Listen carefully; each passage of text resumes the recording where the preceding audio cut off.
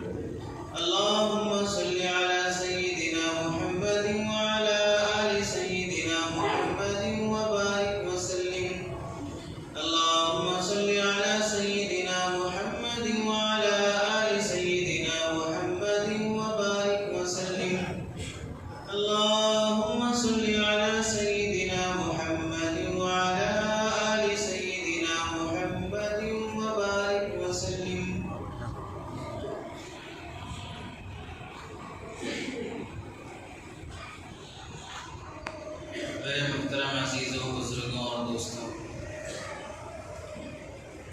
قرآن مجید کی آیت کا مختصر حصہ اور 2 حدیثیں آپ حضرات کے سامنے پڑھی گئی ہیں۔ اللہ تبارک و تعالیٰ قرآن مجید کے مختلف آیات میں اور سرکار دو عالم صلی اللہ علیہ وسلم نے مختلف احادیث میں ایک بڑے گناہ سے اس امت کو بچنے کی ترغیب فرمائی اور حکم دیا ہے۔ ان میں سے ایک اہم حکم ہے بدکاری اور زنا، ناجائز تعلقات۔ اس عنوان پر آج آپ حضرات کے سامنے کچھ اسلامی تعلیمات سے متعلق عرض کرنا ہے۔ قرآن مجید میں اللہ تبارک و تعالیٰ ارشاد فرماتے ہیں وَلَا تَقْرَبُوا الزِّنَا إِنَّهُ كَانَ فَاحِشَةً وَسَاءَ سَبِيلًا، زنا کے قریب بھی نہ جاؤ۔ زنا کرنے کا حکم نہیں، زنا کے قریب بھی نہ جاؤ۔ إِنَّهُ كَانَ فَاحِشَةً، وہ بہت برا عمل ہے، وَسَاءَ سَبِيلًا، اور بہت برا راستہ ہے، بہت غلط اور غلیظ راستہ ہے۔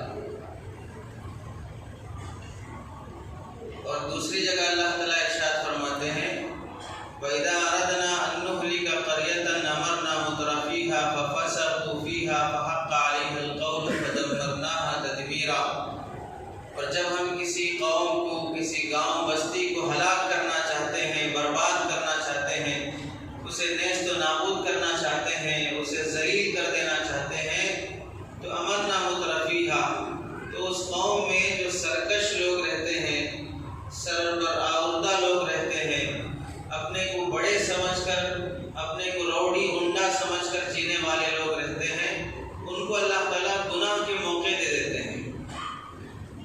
فَفَسَقُوا فِيهَا، تو پھر اس قوم میں، اس گاؤں بستی میں گناہ، زنا، ناجائز تعلقات، شراب، قتل، یہ ساری برائیاں شروع ہو جاتی ہیں۔ فَحَقَّ عَلَيْهَا الْقَوْلُ، اور جب کسی قوم میں ایسی برائیاں شروع ہو جائیں جس سے معاشرے کو نقصان پہنچتا ہو، جس کی وبا اور جس کا اثر اس کی ذات تک محدود نہیں رہتا بلکہ دوسروں تک اس کا غلیظ اثر پہنچتا ہے، تو فحق علیہ القول فدمرناها تدمیرا، تو پھر اس قوم کو ہم ریزہ ریزہ کر دیتے ہیں، ذلیل کر دیتے ہیں، ہلاک و برباد کر دیتے ہیں۔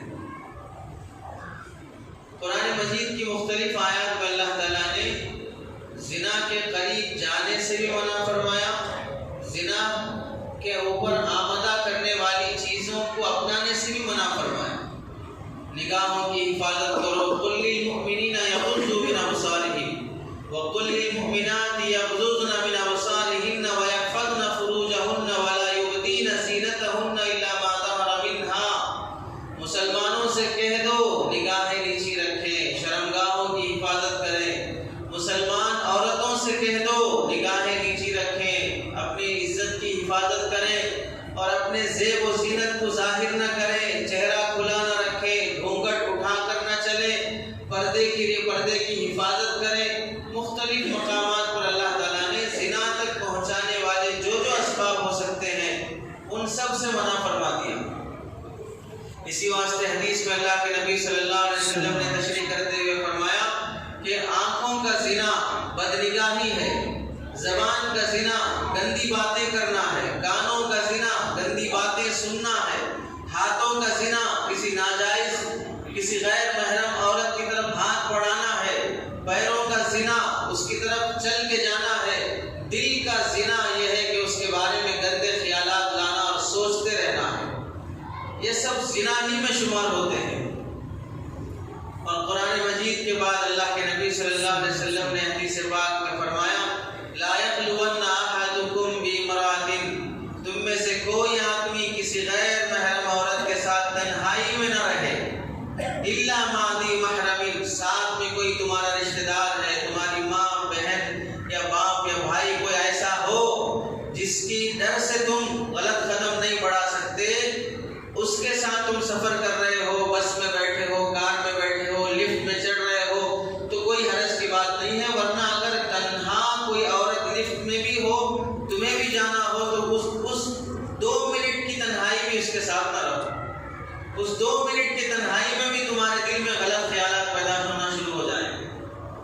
اور ایک حدیث میں اللہ کے نبی صلی اللہ علیہ وسلم نے فرمایا لا تلیجوا علی المغیبات، جن عورتوں کے شوہر گھر پر نہیں ہیں، باہر کمانے گئے ہیں، تجارت کے لیے گئے ہیں، دکان کے لیے گئے ہیں، مارکیٹ گئے ہیں، US یا UK گئے ہیں، کہیں بھی ان کے شوہر گھر پر نہیں ہیں. لا تلیجوا علی المغیبات، جن خواتین کے جو شادی شدہ ہو، شادی ہو گئی ہے، ایسے خواتین کے گھروں میں بھی اگر ان کے شوہر گھر پہ نہیں ہیں تو پھر ان کے گھروں میں مت جاؤ.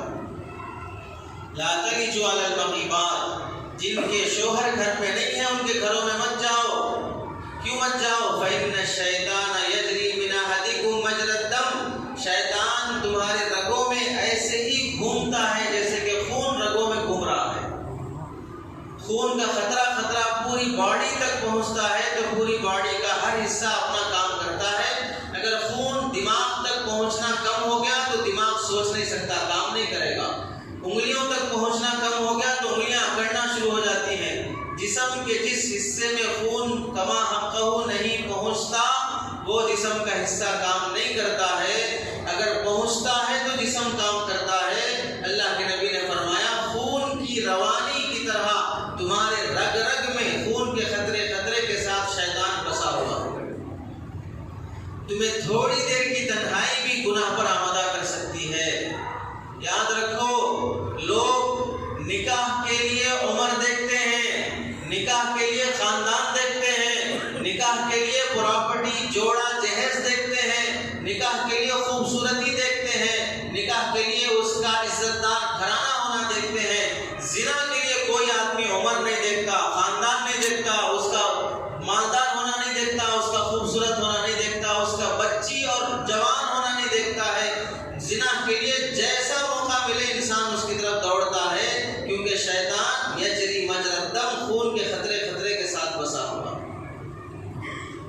آپ نے سنا کہیں پر کہ کسی لڑکی کا نکاح ہو رہا ہو، وہاں پر نہ عمر دیکھی گئی، نہ خوبصورتی دیکھی گئی، نہ خاندان دیکھا گیا، آنکھ بند کر کے نکاح کر کے لائے ہوں، کچھ نہ کچھ دیکھ کر ہی نکاح کیا جاتا ہے. لیکن زنا کرتے وقت کہیں آپ نے سنا نہیں ہوگا کہ زنا کرنے سے پہلے اس زانی درندے نے سوچا ہو کہ اس کی عمر کیا ہے اور اس کا خاندان کیسا ہے، یہ خوبصورت ہے کہ نہیں ہے، یہ زنا کے لائق ہے کہ نہیں ہے، یہ سوچ کر وہ اقدام کرتا ہو. ایسا کہیں پر نہیں ہوتا ہے. اس واسطے پردے کی رعایت، بچیوں کو پردے میں رکھنا، خواہ وہ چھوٹی ہو یا بڑی ہو، لباس ایسا پہنانا جس سے بے حیائی نہ جھلکتی ہو، ایسے پردے کی رعایت کرنا جس سے کوئی خطرہ نہ ہوتا ہو، یہ بچیوں کے لیے بھی ضروری ہے، لڑکیوں کے لیے بھی ضروری ہے۔ اس وقت ہمارے ملک میں دو چیزیں بہت بڑھتی جا رہی ہیں، ایک چیز مہنگائی اور دوسری چیز جرائم، چوری، قتل، ایکسیڈنٹ، زنا بالجبر، ریپ کے کیسز، مرڈر کا کیس، یہ سب چیزیں ہمارے ملک میں ایک تو مہنگائی بڑھتی جا رہی ہے، معیشت گرتی جا رہی ہے، اور دوسرا آدمی آزاد انسانیت کے لبادے سے نکل کر حیوانیت اور درندگی پر آنا فخر سمجھتا جا رہا ہے۔ اسے نہ بیٹی، نہ بہن، نہ بیوی، نہ ماں، نہ چھوٹی نہ بڑی، کوئی رعایت اس کے اندر نہیں ہے، صرف منہ مارنا جانور کی طرح سیکھتا جا رہا ہے اور اسی کو فیشن سمجھ رہا ہے۔ مہنگائی کا حال دیکھ لو، معمولی سی معمولی چیزیں جو سستی ہونی چاہیے، جسے شریعت اور فطرت سستی کہتی ہے، وہ بھی مہنگی ہوتی جا رہی ہے۔ ہندوستان کی کرنسی گرتی جا رہی ہے، لاکھوں لوگوں کی نوکریاں ہاتھ سے جا رہی ہیں، معاش کے مسئلے تنگ ہوتے جا رہے ہیں، اور صاحب چوکیدار اپنی چوکیداری میں لگے ہیں، کبھی نیچے آنے تیار نہیں ہیں، اور اس قدر معیشت کا حال تباہ ہوتا جا رہا ہے۔ آپ کو شاید معلوم نہ ہو، تیلگو اخبار کی رپورٹ ہے کہ اسی ملک کا ایک اور پرندہ جو یہاں کا اس سونے کی چڑیا کے سونے کو لے کے اڑا، اور وہ ایک آئر لینڈ خرید کر، ایک جزیرہ خرید کر، اسے کیلاشا نام ملک بنانے کی خاطر اقوام متحدہ کو خط لکھ کر، اس کا پاسپورٹ بنا کر سنہری کلر کا، اس کی فوج، پارلیمنٹ، پولیس بنا کر یہ آفر کرنے لگا کہ جو اس کے ملک میں آئے گا اسے 3 چیزیں ملیں گی: کھانا فری، پڑھائی فری، علاج فری، اور پورا کئی ہزار کروڑ ہندوستان کی کرنسی لے کر وہ ہندوستان سے گیا ہے۔ 40 سال سے بھی کم عمر کا وہ شخص، اور وہ دیش بھکت تھا، جسے دیش بھکت سمجھا جاتا تھا۔ اس کا نام لینے کی ضرورت نہیں ہے، جو آپ میں سے تیلگو اخبار پڑھتے ہیں وہ جانتے ہیں۔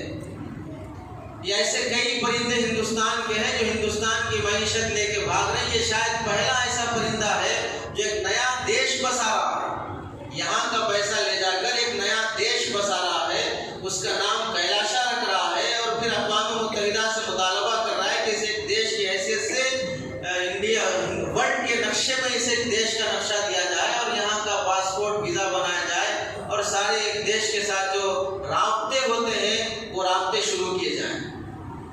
تو ظاہر سی بات ہے، جب بینکوں کی رقم لون کے نام پر ہزاروں کی مقدار میں، کروڑوں کی مقدار میں لے کر، جو بھولے بھالے عوام، مسلمان ہو یا غیر مسلم ہو، اپنے پیسے کی حفاظت کرنے کا طریقہ شاید ان کے باپ داداؤں نے نہیں سکھایا ہے، چوروں نے تمہیں سکھایا ہے پیسوں کی حفاظت کرنے کا طریقہ۔ ہمارا اکاؤنٹ کھلوا لو، ہمارے بینک میں جمع کر دو، اور تمہیں چاہے وہ کرنٹ اکاؤنٹ ہو، سیونگ اکاؤنٹ ہو، فلاں ہو، آپ کا پیسہ سیو رہے گا۔ کس بیوقوف نے کہا ہے؟ ارے بینک تو سارے چوروں نے مل کر قائم کیا ہے، کہاں اکیلے گھوم کے رات کے اندھیروں میں ہم چراتے پھرتے رہیں گے، کھلے عام چوری کریں گے۔ کھول دو دکان اور اسے فلاں کا نام دے دو، اور اس کے ہولڈر بڑھاتے جاؤ، سب تمہارے پاس لا کے جمع کرتے جائیں۔ اتنی بیوقوفی نہیں معلوم کیا اعلان ہوا تھا؟ 0 اکاؤنٹ کھلواؤ، 15 لاکھ روپے آ جائیں گے۔ جس کا اکاؤنٹ نہیں تھا وہ بھی 0 اکاؤنٹ کھلوایا، اس کے اکاؤنٹ میں کیا آتے، لیکن اکاؤنٹ کھلا ہے اپنا، میں بھی بینک کا ایک ہولڈر ہوں، تو پھر کھجلی ہونے لگی، جو پیسہ گھر میں تھا وہ بھی لے جا کے ڈالنے لگا۔ اکاؤنٹ کھلا ہی نہیں تھا تو جو بھی پیسہ تھا اپنے پاس رکھتا تھا یا کسی اور کے پاس رکھتا تھا۔ اب وہ اکاؤنٹ کھول دینے کی وجہ سے کھجلی ہونے لگی، تو جو پیسہ تھا وہ بھی لے جا کے حوالے کرنے لگا۔ آتے تو بات کی بات ایک بیوقوف بنایا گیا کہ تمہارے اکاؤنٹ میں آئیں گے، لیکن حقیقت یہ تھی کہ جب اکاؤنٹ کھولے گا تو لا محالہ آدمی دکھائے گا کہ میرے پاس بھی کارڈ ہے، میں بھی نکال سکتا ہوں پیسے، میرے باپ دادا کا خزانہ یہاں پر رکھا ہوا ہے اس بینک میں بھی نکال سکتا ہوں، اس واسطے جمع کرتے جاؤ اور اڑتے جاؤ۔ زمانے جاہلیت میں جو پڑھے لکھے لوگ نہیں تھے، دھوتی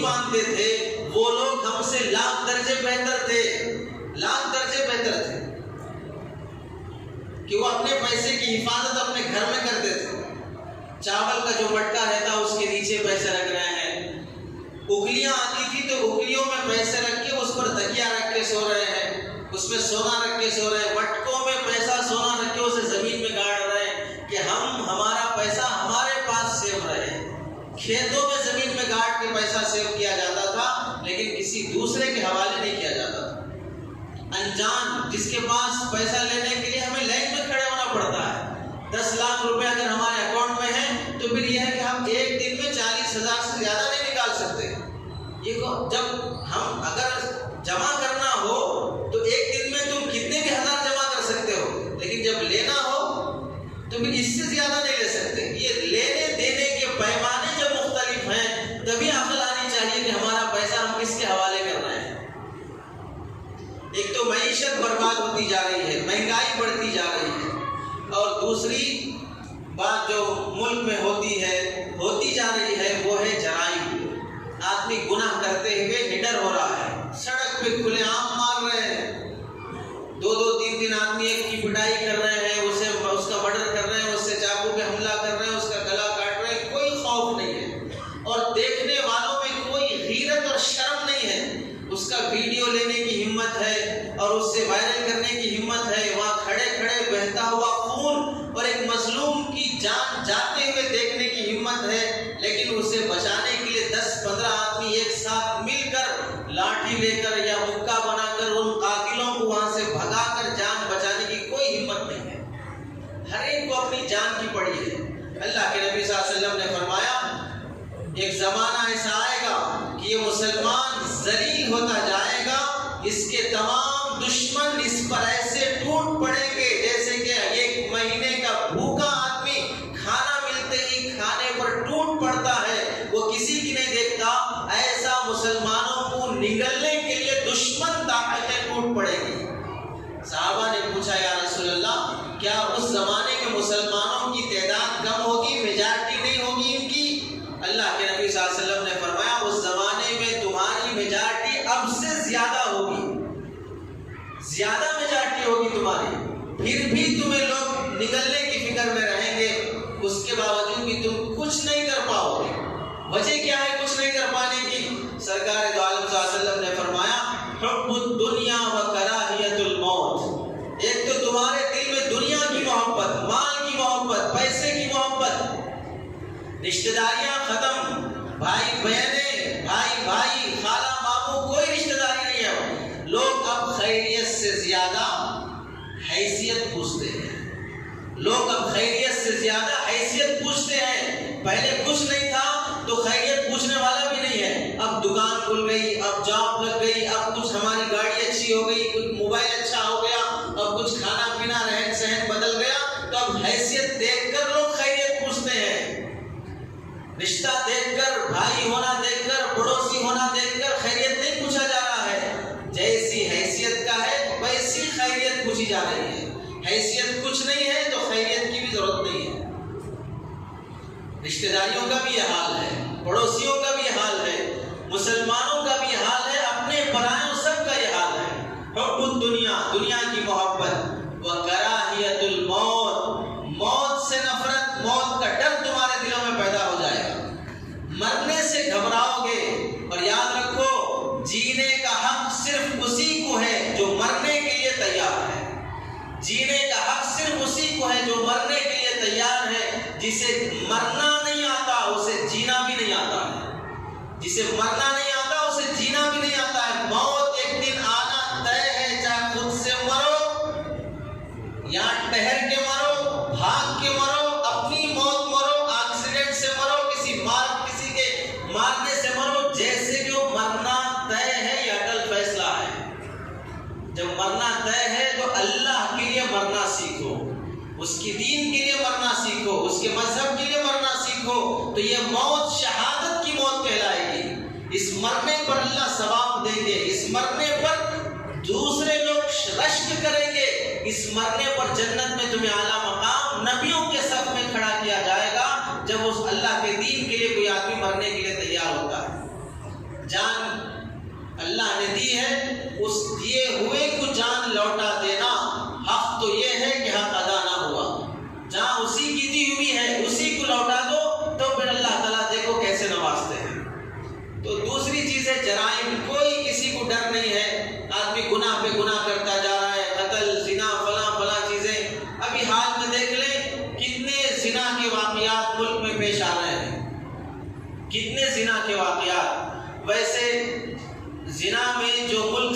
سے زیادہ ہائی لائٹ ہے وہ ہے امریکہ.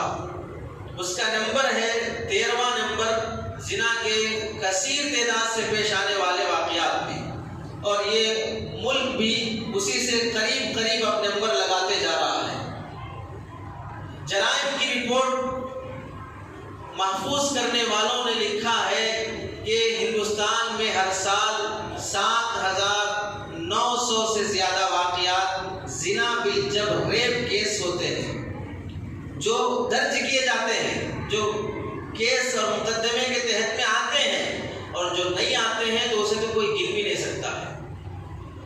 جو نہیں آتے ہیں کیس، جس کا کیس ہوتا ہی نہیں، جو مقدمہ کے درجے میں آتا ہی نہیں ہے، اس کا تو کوئی حساب ہی نہیں ہو سکتا ہے. اور 2017 کی رپورٹ ہے ہمارے اس ملک میں جو ریپ کے واقعات پیش آئے ہیں وہ ہے 46,984 واقعات. 46,984 واقعات اس ملک میں زنا بالجبر ریپ کے ہوئے ہیں. اور جو ہائی لائٹ ہوئے ہیں، مشہور ہوئے ہیں، جس پر میڈیا بھی کچھ بولا اور ہندو مسلم بغیر بلا تفریق مذہب کے سب نے انسانیت کے نام پہ کچھ مطالبہ کیا، وہ 2-4 واقعات ہوتے ہیں، جیسے نربھیا کا واقعہ 2012 کا، اور اس کے بعد کشمیر کے ضلع کٹھولے کا واقعہ جو 8 سال کی آصفہ نامی لڑکی کے ساتھ 4 درندوں نے 3 دن تک مندر میں رکھ کر بھوکی پیاسی حالت میں اسے جو کیا گیا، اور اسے مار کر اسے سڑک اور کچرے کی کنڈی کے حوالے کیا گیا. اور پھر ایسے واقعات ہیں، اور رکن اسمبلی کا رکن، اور وہ ایک لڑکی کے ساتھ زیادتی کرتا ہے، اور وہ متاثرہ لڑکی حق انصاف کا مطالبہ کرتی ہے تو اسے اس کے باپ کو گرفتار کیا جاتا ہے، اسے جیل میں سزائیں دی جاتی ہے، یہاں تک کہ باپ کی موت ہو جاتی ہے، پھر بھی اس لڑکی کو انصاف نہیں ملتا ہے. دلی کی چلتی بس میں 6 نوجوان لڑکی کو پکڑ کر اسے بلاکاری اس کے ساتھ ہوتی ہے، اور اس کی جان خطرے میں ہے، اور ہمارے یہ جو سیاسی لیڈر اپنی کرسی بچانے کے لیے اسے امریکہ بھیجتے ہیں علاج کے لیے، پھر اللہ حاصل اس کی موت وہیں پر ہو جاتی ہے. اور یہ آوارہ درندوں میں سے 1-2 درندے کو موت ملتی ہے، سزا ملتی ہے، باقی سب آزاد ہوتے ہیں. کتنے ایسے واقعات ہیں. اور حال شاد نگر کا واقعہ، اس میں ڈاکٹر جو لوگوں کا علاج کرنے والی بلا تفریق مذہب، اس میں مسلمان ہونے غیر مسلم ہونے کی بات نہیں ہے، جس کے ساتھ بھی ہوا وہ انسانیت کے خلاف ہوا. کرنے والا چاہے مسلمان ہو یا غیر مسلم ہو، اس سے کوئی فرق نہیں پڑتا، سب کے سب درندے ہیں، سب کو سزا ملنی چاہیے اور فوری ملنی چاہیے. سزا میں دیری کرنا بھی، مجرم کو چھوٹ دینا بھی، اس کا کیس جلدی نہیں لینا بھی، اسے جرم دینے میں دیری کرنا بھی، اس کے ساتھ سہولت کرنا، اسے عزت دینا ہے.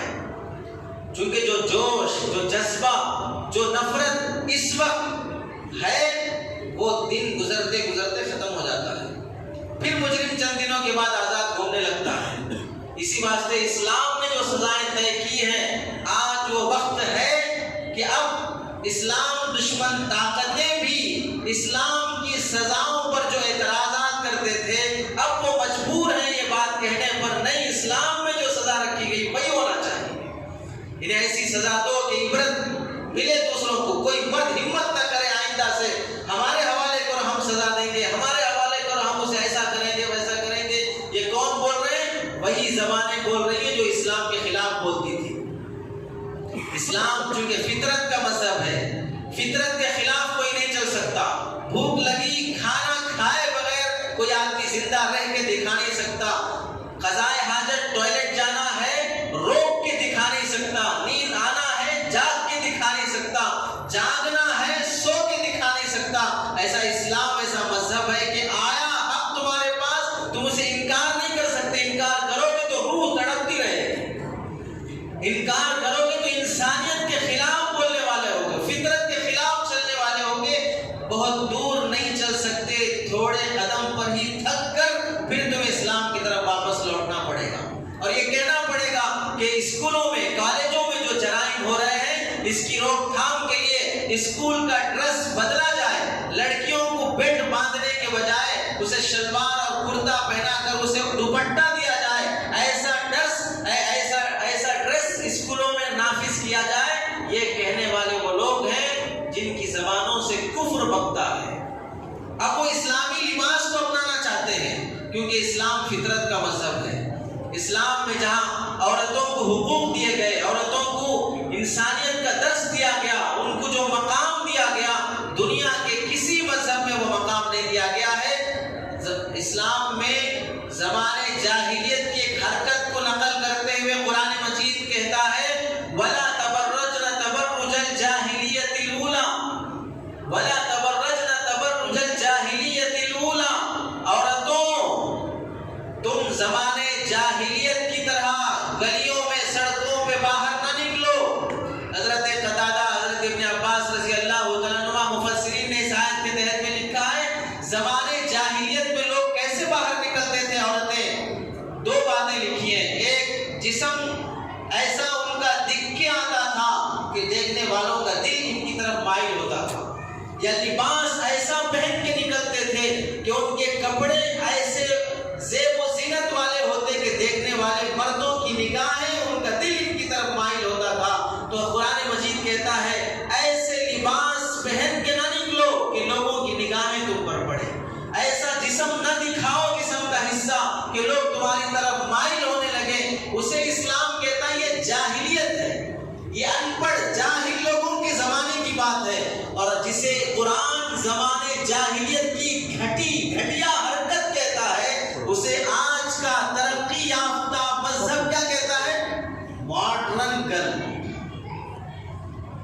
ماڈرن گرل کیا کرتی ہے؟ اسٹیج پہ آ کے جسم دکھاتی ہے، اسٹیج پہ آ کے کپڑے پہن کے وہ اپنا جسم چھلکتا ہوا دکھاتی ہے، اسے ہم کیا کہتے ہیں؟ ماڈرن، جسے اسلام کہتا ہے یہ زمانے جاہلیت کی گری ہوئی حرکتیں ہیں، تم ایسی حالت میں نہ نکلو۔ تم ایئر ہوسٹس بننے میں ترقی محسوس کر رہے ہو جس میں تنگ، چھوٹے، پتلے، ٹائٹ کپڑے پہن کر بٹن دباتے ہی نوکر غلام کی طرح ہاتھ باندھ کر اسے پانی، اسے کافی، اسے چاکلیٹ دینے کے لیے خدمت میں مر رہی ہو، چند پیسوں کی خاطر عزتوں کا سودا ہو رہا ہے، اس میں تاجر، اس میں ایکٹر، اس میں ڈائریکٹر، اس میں فلاں سب لوگ ان کے جسموں سے کھیل رہے ہیں۔ روزانہ جسم عام اور مارکیٹ میں بکنے والے بیگن اور ٹماٹر اور مرچ اور پیاز کے بھاؤ میں اس کی عزتیں بک رہی ہیں، پھر بھی یہ ترقی یافتہ ملک اور ترقی یافتہ تہذیب کہتی ہے کہ یہ ترقی ہے، یہ فیشن ہے، اور اسلام کہتا ہے یہ زمانے جاہلیت کی گھٹیا گری ہوئی حرکتیں ہیں، جس میں بہن کی عزت نہ ہو، جس میں عورت کی عزت نہ ہو، وہی لوگ ایسی باتوں کو ترقی سمجھتے ہیں۔ اور اسلام، مسلمان، غیر مسلم، عیسائی، ہندو، بلا تفریق مذہب ہر عورت کو اس کا مقام دینے کا مطالبہ کرتا ہے۔ اسی واسطے بہت سے نوجوانوں کے ذہن میں ہوگا کہ بد نظری کرنا، کسی عورت کے چہرے کو دیکھنا حرام ہے۔ غیر مسلموں کے لیے تو کوئی احکام نہیں ہے، وہ تو مسلمان نہیں ہے، تو پھر ان لوگوں کو دیکھ سکتے ہیں، ان کا چہرہ دیکھنا کیوں حرام ہے؟ مسلمان عورت کا چہرہ دیکھنا حرام ہے، چونکہ اسلام ہے، اسلام کا مطالبہ ہے، اسلامی احکامات ہیں۔ لیکن کوئی عورت ہندو ہے، غیر مسلم ہے، وہ اسلام کو نہیں مانتی ہے، تو پھر اس کا چہرہ دیکھنا کیوں حرام ہے؟ اس کا چہرہ دیکھنا بھی اسلام میں حرام ہے، کیونکہ اسلام میں عزت حیا ایک عورت کو دی گئی ہے، خواہ عورت مسلمان یا غیر مسلم ہو۔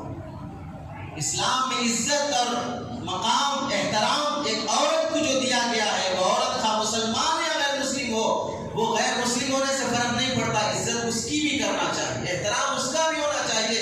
اس واسطے کہا گیا کہ غیر مسلم عورت کے اوپر نگاہ ڈالنا بھی حرام ہے، اس سے زیادتی کرنا بھی حرام ہے۔ ایسا احترام والا مذہب کوئی دکھا دے۔ بعض مذہبوں میں تو مرد مرا، ستی کی رسم، عورت کو بھی دلہن بنا کے اس کی ناش پر جلا دو۔ کسی مذہب میں عورت کو شیطان کی روح کہا جاتا تھا، کسی مذہب میں عورت کو وباؤں، بیماریوں، بلاؤں کی جڑ کہا جاتا تھا، کسی مذہب میں عورت کو انسانیت کے نام پر داغ دھبا کہا جاتا تھا، کسی مذہب میں عورت کو انسانیت ایک پھولوں کے باغیچے میں، انسانیت کے اس چمنستان میں ایک کانٹا سمجھا جاتا تھا۔ اسی واسطے اس سے نفرت، اس کا بیچنا، اس کا بکاؤ۔ آج بھی آپ لوگ گوگل پہ سرچ کر لو، وہ ملک جس میں زیادہ بزنس ہوتا ہے، ان زیادہ بزنسوں میں لڑکیوں کا بزنس بھی تمہیں ملے گا۔ اگر اگر تم سرچ کر سکتے ہو تو سرچ کر لو کہ جن ملکوں میں بزنس زیادہ ٹاپ پر ہے، وہاں جو بزنس ٹاپ پر چلتے ہیں ان میں لڑکیوں کا، بچیوں کا بزنس بھی زیادہ ٹاپ پر ہے۔ انسانیت کو بیچنا، انسانوں کو بیچنا، ان کے اعضاء کو بیچنا، بچوں کو بیچنا، ضمیر بیچ دینا، حیا اور شرم بیچ دینا، اسے بزنس سمجھا جا رہا ہے۔ ماں کا رحم مادر بک رہا ہے، بچہ دانی بک رہی ہے، ایک رات کا سونا بک رہا ہے، تو پھر اسے کیا مذہب کہا جائے گا؟ اسلام وہ واحد مذہب ہے جو انسانیت میں عورت کو جو مقام دیا، ماں ہو تو کہا اس کے قدموں کے نیچے تمہاری جنت ہے، خواہ تم وقت کے مفتی ہو، ولی ہو، بادشاہ ہو، لیکن تمہاری جنت تمہاری ماں کے قدموں کے نیچے ہے۔ امام شافعی رحمۃ اللہ علیہ دن بھر درس قرآن، درس حدیث، فقہ و مسائل پڑھا کر مکہ مکرمہ میں اللہ کے نبی کے شہر میں، جہاں ایک نیکی کرنا 1,00,000 نیکیوں کے برابر ثواب رکھتا ہے، دن بھر حدیث قرآن مسائل پڑھا کر 17-18 سال کی عمر میں شیخ الحدیث، امام التفسیر اور فقہ کے بڑے امام بن کر جب درس سے فارغ ہو کے آتے ہیں، اپنی ماں کے پاس، ماں کے سر میں تیل لگاتے ہیں، پیر دباتے ہیں، تلبوں میں مالش کرتے ہیں اور اپنی ماں کے تلبوں کا بوسہ لیتے ہیں۔ ماں کہتی ہے بیٹا اسی زبان سے تو نے قرآن حدیث مسائل پڑھا ہے، آج مجھ جاہل عورت کے قدموں کو چھو رہا ہے، بوسہ دے رہا ہے۔ تو حضرت امام شافعی فرماتے ہیں امی جان میں آپ کے پیروں کا بوسہ نہیں، میں اپنی جنت کا بوسہ لے رہا ہوں۔ اللہ نے ہر مسلمان کی، ہر انسان کی جنت اس کی ماں کے قدموں کے نیچے رکھی ہے۔ یہ مقام اللہ نے عورت کو دیا ہے، بہن ہے، بیوی ہے، بیٹی ہے، 2 بیٹیوں کو پال لو، تعلیم اچھی کرو، تربیت اچھی دو، اچھی جگہ نکاح کر کے دو۔ اللہ کے نبی فرماتے ہیں کل جنت میں تم اور میں دونوں ایک ساتھ ایسے رہیں گے۔ کتنا قریب اللہ کے نبی نے بیٹیوں کی پرورش پہ انعام دیا ہے۔ بیویوں کے ساتھ اچھے رہو، تم میرے جیسے کہلاؤ گے۔ میں تم میں سب سے بہتر طریقے سے بیویوں کے ساتھ پیش آتا ہوں، تم بیویوں کے ساتھ اچھے رہو، ان پر ہاتھ نہ اٹھاؤ۔ تم میں سے جو کمینہ ہوتا ہے وہ بیویوں پہ ہاتھ اٹھاتا ہے، تم میں سے جو بھولا ہوتا ہے وہ بیویوں کے نخرے برداشت کرتا ہے۔ یہ اللہ کے نبی صلی اللہ علیہ وسلم کی حدیث ہے۔ کس مذہب میں یہ مقام ہے؟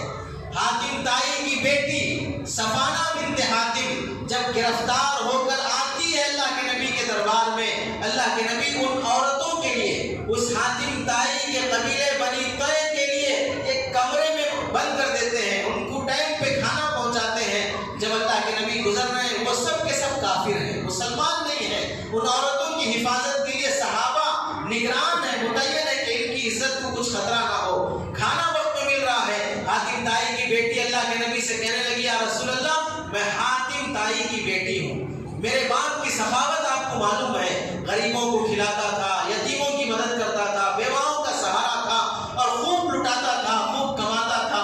اللہ کے نبی نے فرمایا تمہارے باپ میں مسلمانوں اور اسلام کی خوبیاں موجود ہیں۔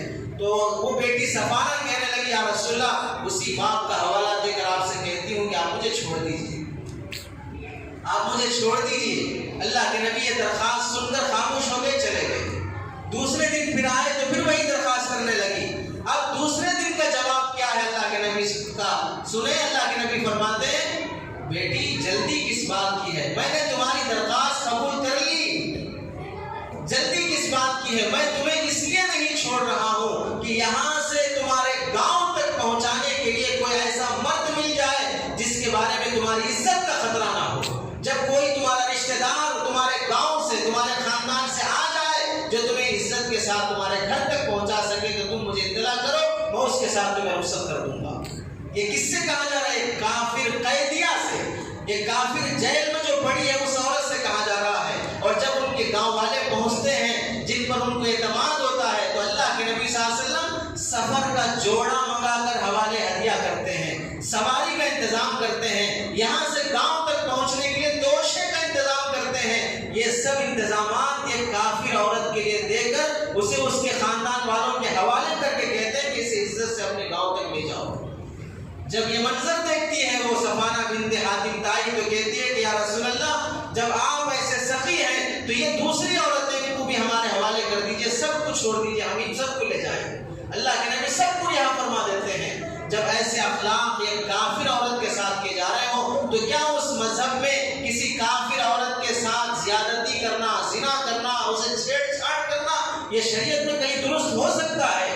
شریعت میں جہاں پر ایک مسلمان عورت کو زنا کرنے پر کوڑے لگائے جائیں گے، شادی شدہ ہے تو سنسار کیا جائے گا، وہیں کوئی مسلمان اگر کسی غیر مسلم عورت سے بدکاری کرے گا اور ثابت ہو جائے گا تو وہاں اس مسلمان کو ایک غیر مسلم عورت کی عزت لینے پہ کوڑے لگائے جائیں گے اور اس کا سنسار کیا جائے گا۔ عزت سب کی ہوگی، خواہ وہ مسلمان ہو یا غیر مسلم ہو۔ ایسا انصاف پسند مذہب، اسے بدنام کیا جانا اور اس کی تعلیمات کو نہ اپنانا کس قدر نادانی اور بے وقوفی ہے۔ ایسی پاک دامنی سے اللہ کے نبی صلی اللہ علیہ وسلم کی حیا، اللہ کے نبی صلی اللہ علیہ وسلم کی شرم، کہ اللہ کے نبی صلی اللہ علیہ وسلم کے بارے میں اللہ کے نبی کی بیوی حضرت عائشہ رضی اللہ تعالیٰ عنہ فرماتی ہے، پہلی رات میں دلہن جیسی حیا کرتی ہے، شرماتی ہے، ایسی حیا سرکار دو عالم صلی اللہ علیہ وسلم پوری زندگی گزارے ہیں، پوری زندگی ایسی حیا سے گزارے ہیں۔ ایسے باحیا پاکیزہ نبی جس نے کبھی زندگی میں کوئی بدنظری نہ کی ہو، کوئی چھوٹا یا بڑا کوئی گناہ سرکار دو عالم صلی اللہ علیہ وسلم سے نبی بننے سے پہلے، نبی بننے کے بعد بھولے سے بھی کوئی گناہ نہیں ہوا، ایسی پاکیزہ ذات کا لایا ہوا اسلام ہے۔ اگر کوئی درندہ اور جسے اگر خنزیر کی خصلت کسی میں ہو اور اگر وہ کتے کی صفت رکھتا ہو اور وہ محمد کو بدنام کرنے کے لیے کہتا ہو اپنی انٹرویو میں کہ ہمیں پہلے سے امید تھی کہ محمد جیسا کوئی ویکتی ہی ایسا کام کرے گا، ایسے درندے کو معلوم ہونا چاہیے کہ آج سے 5-6 سال پہلے ایک شخص جو 2 مہینے پہلے مارا گیا اپنی برادری کے ہاتھوں سے، جس کا نام بھی اخباروں میں چھپا ہے، اس نے بھی سرکار دو عالم صلی اللہ علیہ وسلم کی شان میں گستاخی کر کے رنگیلا رسول کا لفظ استعمال کیا تھا اور من چلا رسول کے جملے اس نے ایسے غلیظ جملے بولے تھے، وہ 2-3 مہینے پہلے ذلت کی موت مرا ہے، اور جو آج کل میں انٹرویو دیتے ہوئے ایسے جملے اس شہر کا خبیث بقا ہے، وہ بھی یاد رکھ لے کہ وہ منظر اس کے ساتھ بھی اللہ نہ کرے۔ یاد رکھو حضرت آدم علیہ السلام کو جب سجدے کا حکم ہوا کہ آدم کا سجدہ کیا جائے، شیطان نے اللہ کے حکم کی نافرمانی کرنے پر اسے اللہ نے راندہ بارگاہ کر دیا۔ یہاں غور کرو، شیطان کو شرک کرنے کی وجہ سے، کفر کرنے کی وجہ سے اللہ نے ملعون مردود نہیں قرار دیا ہے۔ اللہ کے ساتھ شیطان نے شرک نہیں کیا، شیطان نے کفر نہیں کیا جس کی وجہ سے اللہ اسے راندہ بارگاہ کر کے جہنم کا حقدار بنائے ہو۔ شیطان نے اللہ کے حکم کو توڑ کر حضرت آدم علیہ السلام کی شان میں گستاخی کی تھی کہ آدم علیہ السلام کو جو عزت اللہ تعالیٰ دینا چاہ رہے تھے کہ ان کو مسجود ملائکہ بنا کر، وہ آدم کی شان میں گستاخی کر کے کہہ رہا تھا انا خیر منہ، میں آدم سے بہتر ہوں، آدم مجھ سے کمتر ہے، میں آگ سے بنا، وہ مٹی سے بنا، آگ اوپر جاتی ہے، میں مٹی نیچے جاتی ہے، میں اس کا کیسے سجدہ کروں گا؟ یہ آدم علیہ السلام کی شان میں گستاخی کا نتیجہ آج تک شیطان مردود و ملعون ہے۔ جب آدم علیہ السلام کی شان میں گستاخی پر اللہ ایسا عذاب شیطان کو دیتے ہیں تو پھر سرکار دو عالم صلی اللہ علیہ وسلم کی شان میں گستاخی کرے، نبیوں کے نبی کی شان میں کوئی گستاخی کرے اور سرکار دو عالم صلی اللہ علیہ وسلم کے طرف کوئی ایسی غلط بات منسوخ کرے تو اس کا کیا حشر ہوگا وہ اللہ ہی بہتر جانتے ہیں اور وقت پر اللہ ہی فیصلہ کرتے ہیں۔ جذباتی ہمیں بننے کی ضرورت نہیں ہے، جس طرح اللہ نے کعبۃ اللہ کی حفاظت ابرہہ سے کر لی، ایسے ہی رسول اللہ کی عزت کی حفاظت اللہ ہر زمانے میں کر لیں گے، بشرطے کہ مسلمان سرکار دو عالم صلی اللہ علیہ وسلم کی سنتوں کو اپنی زندگی میں گزارے، کسی کی جرأت نہ ہو سکے وہ اللہ کے نبی کی شان میں کچھ بول سکے، نبی کی شان میں داڑھی سے متعلق، کپڑے سے متعلق، لباس سے متعلق کوئی جملہ بول سکے، کسی کی ہمت نہ ہو، مسلمان وہ طریقہ اپنائے تو پھر جا کے روب ہو سکتا ہے۔ تو اسلام میں ہر خاتون کا احترام ہے، خواہ وہ مسلمان ہو یا غیر مسلم ہو۔ زنا کثرت سے ہونے کے اسباب کیا کیا ہیں ان سب سے شریعت نے منع کیا۔ نگاہوں کی حفاظت کرو، نگاہ نیچے رکھو، زنا جب کسی معاشرے میں عام ہو جاتا ہے تو پھر اس معاشرے میں بیماریاں عام ہو جاتی ہیں، مہنگائی بڑھ جاتی ہے، قحط سالی آ جاتی ہے، وہ معاشرہ ذلیل ہو جاتا ہے۔ اور حدیث میں فرمایا لا یزنی الزانی وهو مؤمن، زانی جب زنا کرے گا تو وہ مسلمان نہیں رہ سکتا، ایمان اس کے دل سے ختم ہو جاتا ہے۔ وہ جب اس عمل سے، گندے فعل سے فارغ ہوگا تو پھر واپس لوٹے گا، لیکن اس حالت میں اگر موت آ جائے تو اللہ حفاظت فرمائے۔ اتنا گھناؤنا اور اتنا گھٹیا اور اتنا برا فعل ہے زنا، کسی مذہب میں جائز نہیں ہے۔ نکاح اور زنا میں فرق یہی ہے کہ نکاح مسجدوں میں ہوتا ہے، کھلے عام ہوتا ہے، سب کے سامنے ہوتا ہے، رضامندی سے ہوتا ہے، اور زنا چھپ کے کیا جاتا ہے، مسجدوں میں نہیں، کلبوں میں، پارکوں میں، سڑکوں پر، کہیں اور ایسی جگہ پر جہاں کوئی نہ دیکھے، ایسے طریقے پہ ہوتا ہے، ناراضگی کے ساتھ، خوف اور ڈر اور ہراسگی کی حالت میں ہوتا ہے۔ نکاح اور زنا کا ایک واضح فرق ہے۔ نکاح اور زنا کا ایک فرق یہ بھی ہے، زنا کسی بھی مذہب میں پسند نہیں کیا گیا، کسی بھی مذہب میں۔ آپ غیر مسلم ہندو مذہب ہو، بدھسٹ ہو، کسی بھی مذہب سے جا کے پوچھ لے کہ آپ کے مذہب میں زنا حلال ہے، تو پھر پوچھیے ان کی بیٹیوں سے ہم زنا کرنا چاہتے ہیں، کوئی جواب دے گا؟ ہرگز نعوذ باللہ، اللہ حفاظت فرمائے زنا میں مبتلا ہونے سے۔ کسی بھی مذہب میں زنا حلال نہیں ہے، اور نکاح ہر مذہب میں حلال ہے، نکاح ہر مذہب میں حلال ہے، نکاح کی ترغیب دی گئی ہے۔ اور نکاح و زنا میں فرق یہ بھی ہے، نکاح کے ذریعے سے معاشرہ بنتا ہے، خاندان بنتا ہے، پریوار بنتا ہے، بیوی آتی ہے، اس کی خیر خواہی، اس کی راحت، اس کی آسانی، اس کی خدمت، بچے ہوتے ہیں، ان کا پیار محبت، ایک خاندان، خالہ ماموں چاچا پھوپھی بیٹے نواسے دادا نانی، یہ سارا پریوار جو بنتا ہے وہ نکاح کے ذریعے سے بنتا ہے۔ اور زنا کے ذریعے سے خاندان بکھرتا ہے، کوئی بیوی نہیں، کوئی بیٹا نہیں، کوئی خالہ نہیں، کوئی ماموں نہیں، باپ کون ہے یہ نہیں معلوم، ماموں کو کہاں سے معلوم کرے گا، چاچا کو کہاں سے معلوم کرے گا؟ زنا سے خاندان بکھر جاتا ہے۔ اور آپ کو معلوم ہونا چاہیے اللہ تعالیٰ نے قرآن مجید میں بہت کمزور گھر، بہت کمزور گھر، جس گھر کو بولا ہے کبیت العنکبوت، مکڑی کا گھر، مکڑی کا گھر بہت کمزور گھر ہے۔ اللہ کا قرآن بولتا ہے کہ مکڑی کا گھر بہت کمزور گھر ہے۔ کمزور گھر کیسے ہے؟ مکڑی کا جالا کوئی مضبوط نہیں رہتا ہے، یہ اس کی ظاہری کمزوری، لیکن مکڑی کے خاندان کی، اس کے گھرانے کی باطنی کمزوری کیا ہے؟ مفسرین نے لکھا ہے، آپ کو اتنا تو معلوم ہے کہ بچھو اپنے، یعنی بچھو کی بچے جب پیدا ہوتے ہیں تو اس کی ماں کا پیٹ پھاڑ کے پیدا ہوتے ہیں، اور ماں مرنے کے بعد وہ پیدا ہوتے ہیں۔ اتنا تو آپ نے سنا یا پڑھا ہوگا۔ مکڑی کے بارے میں آپ نے نہیں پڑھا ہوگا کہ اللہ نے اس کے خاندان اور اس کے گھرانے کو کمزور کیوں کہہ رہا ہے۔ اس کی وجہ یہ ہے کہ مکڑی کی صفت یہ ہے کہ جب اس کا شوہر، یعنی مکڑی کا جو نر ہے، وہ اس سے مل کے فارغ ہوتا ہے تو یہ مادہ اس اپنے شوہر کا قتل کر دیتی ہے۔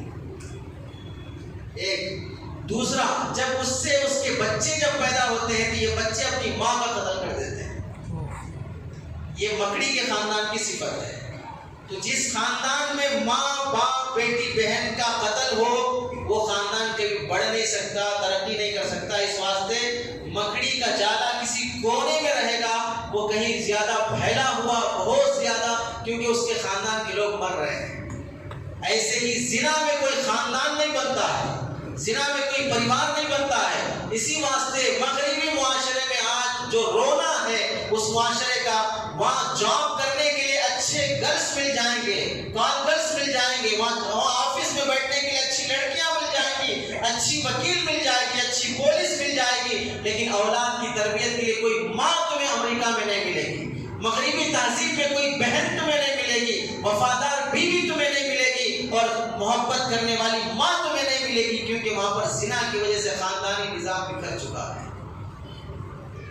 اور ہمارے معاشرے کی ایک کمزوری، ایک کمی یہ ہے، ہمارا معاشرہ بد نظری کو بہت معمولی سمجھتا ہے، بد نگاہی کو بہت معمولی سمجھتا ہے۔ اللہ کے نبی حجۃ الوداع کے موقع پر پیچھے حضرت فضل بن عباس رضی اللہ عنہ بیٹھے ہیں، یہ خاتون مسئلہ پوچھنے کے لیے آئی، یہ فضل بن عباس نوجوان صحابی اس عورت کے چہرے پہ نگاہ ڈالتے ہیں، ادھر نوجوان عورت مسئلہ پوچھ رہی ہے، اللہ اللہ کے نبی کی نظر پڑی، فوراً ان کے سر پہ اس طرح ہاتھ رکھ کے ان کی گردن کو گھمایا اور فرمایا رأیت شابا وشابة لم امن الشیطان خوفہ، او کما قال النبی صلی اللہ علیہ وسلم کہ میں نے ایک نوجوان لڑکا لڑکی کو دیکھا جو ایک دوسرے پہ نظر ڈال رہے ہیں اور مجھے شیطان کا خوف ہوا کہ یہ ان کے دلوں میں حملہ کر رہا ہے۔ نگاہوں کی حفاظت، نگاہ ایسی چیز ہے کہ اللہ کے نبی نے فرمایا ایک تو شرمگاہ کی حفاظت کی ذمہ داری دے دو، زبان کی حفاظت کی ذمہ داری دے دو، میں جنت کی ذمہ داری دے دیتا ہوں۔ آدمی نگاہ کی حفاظت نہ کرنے پر زنا کے مقدمات اور شروعات جو ہوتے ہیں وہ نگاہ سے ہوتے ہیں۔ محبت ہوتی کیسے؟ نگاہوں سے۔ دیکھا تو چاہت پیدا ہوگی، دیکھا تو چاہت پیدا ہوگی۔ من ارسل طرفہ استدعى حتفہ، عربی کا مقولہ ہے جس نے اپنی نگاہوں کو آزاد کر دیا اس نے اپنی موت کو دعوت دیا، اس کا دل مر جاتا ہے۔ حضرت نبی پاک صلی اللہ علیہ وسلم نے پوچھا صحابہ سے کہ عورت کے لیے سب سے بہترین عادت کیا ہے، بہترین خوبی عورت کی کیا ہے؟ صحابہ نے مختلف جوابات دیے۔ حضرت علی رضی اللہ عنہ حضرت فاطمہ کے پاس آئے، سرکار کی بیٹی کے پاس، تو حضرت فاطمہ نے فرمایا لا يرین الرجال ولا يرونہن، عورت کے لیے بہترین خوبی یہ ہے کہ وہ مردوں کو نہ دیکھے، اس پر کسی مرد کی نگاہ نہ پڑے، یہ عورت کے لیے بہترین خوبی ہے۔ اللہ کے نبی کے پاس حضرت علی آ کے بیان کرنے لگے یا رسول اللہ عورت کی بہترین خوبی یہ ہے کہ وہ کسی مرد کو نہ دیکھے اور اس سے کوئی مرد نہ دیکھے، تو اللہ کے نبی نے خوشی سے فرمایا صدقت انہا بضعۃ منی، سچ کہا ہے فاطمہ نے، وہ میری بیٹی ہے، میری بیٹی ہے۔ ایسا جواب تو میری بیٹی ہی دے سکتی ہے کہ نہ اس پر کسی کی نگاہ، نہ وہ کسی اور پہ نگاہ ڈالے۔ نگاہوں کی حفاظت ہو، عمر ہو جائے تو جلدی شادی کرنا ہو، شادی میں دیر نہ کیا جائے، شادی میں دیر نہ کیا جائے۔ شادی کا معیار عورت کا حق ادا کر سکتے ہو تو نوجوانوں جلدی شادی کر لو، شادی میں دیری کرنے سے گناہ ہوتے ہیں۔ ایک ایسا یہ لمبا ٹاپک ہے جس پر بولے تو گھنٹے بول سکتے ہیں۔ شادی میں دیری کی ایسی مصیبت ہمارے معاشرے میں ہے، 30 35 سال 40 سال کو پہنچ رہے ہیں پھر بھی صاحب کنوارے پھر رہے ہیں۔ شرم آنی چاہیے ایسے کنواروں کو۔ 18 سال میں شادی کا حکم شریعت دیتی ہے، جب حق ادا کر سکتے ہو تو کر لو شادی، پھر دیری کس بات کی؟ بینک بیلنس نہیں ہے، وہ فلاں نہیں ہے، جاب نہیں ہے، نوکری نہیں ہے، فلاں نہیں ہے۔ ارے جب پیدا ہو کے آئے تھے تو سب ساتھ لے کے آئے تھے، لوگ بریف کیس لے کے اترے تھے ماں کے پاس سے، جب وقت آتا گیا تو اللہ تعالیٰ دیتے گئے۔ ایسے ہی جب شادی ہوگی، بچے ہوں گے، خاندان بنے گا، جب وقت ہوگا اللہ انتظام کرتے جائیں گے۔ محنت کرنا، کمانا، سستی کاہلی نہیں کرنا، اپنے بس میں جو کرنا ہے وہ کرتے ہوئے شادی جلدی کرنے کی عادت ڈالو۔ اور دوسری بیماری ہمارے معاشرے میں جو کھل کر کہنے کی ہے وہ ہے معاشرے میں ایک شادی پر اکتفا کرنا۔ زندگی میں ایک بار ہوتی ہے بس، اس واسطے پورے رسومات کی بھرمار، دوبارہ کرنے کے لیے ہمت چاہیے۔ دوبارہ کرنا ایسا گویا کہ موت کو دعوت دینا ہے، یا تو بیوی مار دے گی، یا تو سالے ہی مار دیں گے، یا تو سسر مار دے گا، کوئی بھی نہیں مارے تو معاشرہ مار دے گا۔ شراب پینے والے کو لڑکی مل جائے گی، گٹکا کھانے والے کو لڑکی مل جائے گی، جواری کو لڑکی مل جائے گی، اور پتے کھیلنے والے کو لڑکی مل جائے گی، اسمگلر کو لڑکی مل جائے گی، زانی کو لڑکی مل جائے گی، معاشرے میں محلے میں جو بدنام ہے اس سے لڑکی مل جائے گی۔ کیوں؟ یہ ساری عادتیں کوئی بری عادت نہیں ہے، سنبھال لے سکتے ہیں، لیکن کسی کے پاس پہلے سے بیوی ہے تو اسے اب دوبارہ لڑکی نہیں ملے گی، کیوں؟ اسے سنبھال نہیں سکتے ہیں۔ شرابی کو سنبھالنا آسان ہے، پہلی بیوی والے کو سنبھالنا مشکل ہے۔ زانی کو سنبھالنا آسان ہے جو ناجائز تعلقات رکھ کے گھوم رہا ہے، ہمت نہیں ہوتی، وہ فلاں سے افیئر چل رہا ہے، پھر بھی سارے ہمت نہیں کرتے بولنے کی، کیا ہو جائے گا، بہن کو چھوڑ دے گا، فلاں ہو جائے گا۔ اگر وہی جائز طریقے سے دوسری شادی کر رہا ہو تو مرنے مارنے پہ آ جاتے ہیں، جو ملے پلی پہ مار دیا ڈاکٹر کو چند سالوں پہلے۔ یہ گری ہوئی عادت جو ثواب کو گناہ سمجھا جا رہا ہے، دوسرے نکاح کو گناہ سمجھنا اور دوسرے نکاح کا رواج نہ ہونا۔ بیوی کا انتقال ہو گیا، یہ 40 سال کی عمر کا ہے، 45 سال کی عمر کا ہے، بچے 15-20 سال کے ہیں، تو یہ بچے اسے نکاح کرنے نہیں دیتے۔ ارے 40-45 سال کی عمر کیا اس میں دوبارہ نکاح نہیں کر سکتا ہے؟ ماں دوبارہ نکاح نہیں کر سکتی ہے، کتنے صحابہ ایسے ہیں جنہوں نے اپنی ماں کا نکاح کرایا ہے، اپنے باپ کا نکاح کرایا ہے کہ ماں میری نکاح کی عمر کی ہے، اسے دوبارہ نکاح کی ضرورت ہے، باپ میری نکاح کی عمر کا ہے، اسے دوبارہ نکاح کی ضرورت ہے۔ ایک نکاح پر اکتفا کرنا یہ معاشرے کا جرم ہے، خواہ تمہیں یہ بات بری لگے، خواہ یہ کسی کو بھی پسند نہ آئے۔ جو بیٹی والے ہیں وہ بولتے ہیں یہ فلاں کر کے دکھاؤ، آپ کی بیٹی سے اگر دوبارہ کوئی نکاح کرنا چاہے تو کیا ہوگا؟ ہاں ہم تیار ہیں، ہم اس کے لیے بھی تیار ہیں کہ ہم دوسرا نکاح کریں، لیکن تمہاری زبانیں یہ خاموش نہیں رہتی۔ ایک امام صاحب 2 دن پہلے آ کے کہنے لگے اگر میں دوبارہ دوسرا نکاح کرنا چاہتا ہوں، ایک امام صاحب کہنے لگے میں اگر دوسرا نکاح کیا ظہر میں، اثر میں مجھے مصلی پہ سے ہٹا دیں گے۔ سارے لوگ ایسے ٹوٹ پڑیں گے جیسے کہ ان کی بہن سے کیا، سب سالے بن کے آ جائیں، سب سالے بن کے آ جائیں، مدرسے سے نکال دیں گے۔ ایک اسی بایو ڈیٹا جو رشتے لگاتے ہیں ان سے کوئی پوچھے جا کے، ان کے پاس اگر 100 بایو ڈیٹا کواری لڑکیوں کے ہیں تو 200 بایو ڈیٹا شادی شدہ اور طلاق والی عورتوں کے ہیں، وہ زیادہ ہے ان کے پاس، اور تم پہلی شادی کو ہی بولتے ہو ایک بار کرنا ہے، یہ دیکھو وہ دیکھو، عمر دیکھو، خوبصورتی دیکھو، ماں دیکھو، جنازہ دیکھو، خبر دیکھو، قبرستان دیکھو، سب دیکھ کے جب کرتے ہو تو پھر دوسری لڑکیوں سے شادیاں کون کرے گا؟ تم نے دیکھا ہوگا واٹس ایپ پہ ایڈ چل رہا ہے ان کنتم رجالا فانکحوا ما طاب لکم من النساء مثنی وثلاث ورباع۔ ایک ملک کی عورتیں ایک پوسٹر لے کے اپنا ایڈ دی ہے، اگر تم مرد ہو تو 4 نکاح کر کے دکھاؤ۔ یہ کس کا اعلان ہے؟ عورتوں کا اعلان ہے، جسے اعلان بولتے ہوئے مرد کو بھی بہت ہمت کرنا پڑ رہا ہے۔ سوچ رہے ہیں بولے نہیں بولے، کہ یہ خبر ہماری گھر والی تک پہنچ گئی تو دوپہر کا کھانا نہیں ملے گا، سالے آ جائیں گے ہمارے گھر پہ پہنچنے سے پہلے۔ یہ جرم ہے جو ایک نکاح پہ اکتفا کیا جا رہا ہے۔ یہ اور بات ہے کہ بھئی کس کو کرنا چاہیے، اس کے کیا آداب ہیں، اس کے کیا اصول ہیں، اس کی رعایت کرتے ہوئے علماء سے، مفتیوں سے پوچھ کے کرنا چاہیے۔ اللہ سے دعا ہے کہ سنی باتوں پر عمل کی توفیق نصیب فرمائے۔ وآخر دعوانا الحمدللہ رب العالمین۔